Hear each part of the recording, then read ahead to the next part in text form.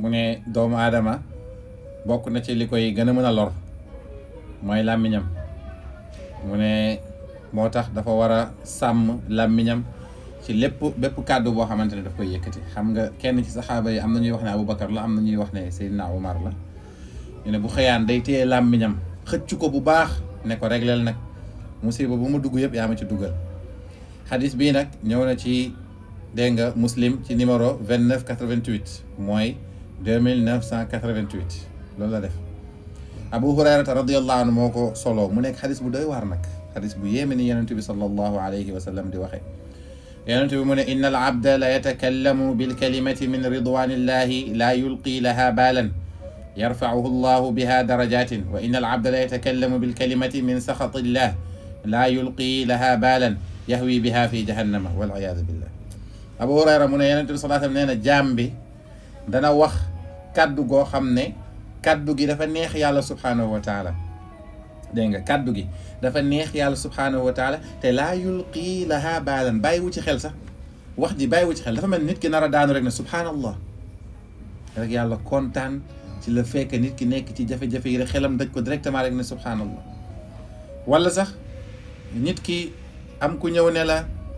oh macha allah yow sa jëf ji rafet na de nga ni alhamdulillah pour wane yàlla ne jëf ji yàlla moo ko jëf ba mu rafet rek askane ma ko wala yu mel noonu rek. mu ne dana neex yàlla ba yarfa'uhu llahu yàlla yëkkati ko bihaa ci wax jooju darajaatin ay daraja yu kawe kawe ci aljanna dégg nga ay daraja yu kawe kawe ci aljanna. mu ne waat moom sang bi sallallahu alayhi wa sallam wa inna al abda waaye jaam bi tamit la yatakallamu bil kalima dana wax benn baat min saxatillahi luy merloo yàlla subhanahu wa taala. xam nga li alquran wax ne taxsibunahu hayyinan wa huwa inda allahi azim yenn saa yi ngeen doyadal benn mbir fekk lu rëy la ci yàlla. yenn saa yi nga gis gaa yi xewal ay baat yoo xamante ne baat bi rek wax ko rek dafay merloo yàlla wax yu ñaaw wax yu ñàkk fayda dégg nga. waaye mu ne kooku dana wax luy merloo yàlla te laa yulqi laha baalan du ci sax bàyyi xel dégg nga yahwi biha loolu di ko saxal fii jahannama ci safara loolu di ko lakk ci biir safara kàddu googu noonu rek mu wax. moo tax benn saxaaba yi tamit ne woon na yonent yàlla Muhammad sallallahu alayhi wa sallam yonent bi ne ko na nga sàmm sa làmmiñ mu ne ko est-ce que yàlla daf ñuy toppee lu ñuy wax yonent bi ne ko yàlla na la sa ndey ñàkk est-ce que am na luy tax nit dugg safara sax lu dul làmmiñ maanaam dafa mel ni làmmiñ kese sax mooy tax nit dugg safara lu jara moytu la dégg nga. yàlla nañ ci yàlla musal may ñu téye suñuy làmmiñ bi jaahi rasulillah. gis nga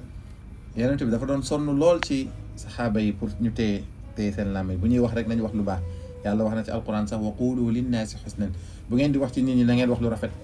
yonent bi ne képp ku gëm yàlla te ragal ba su penc na wax lu baax mbaa mu noppi aw li yaskut la wax wala mu noppi ne pat. aywa yàlla na yàlla defal tawfiq fan la ñu yemoon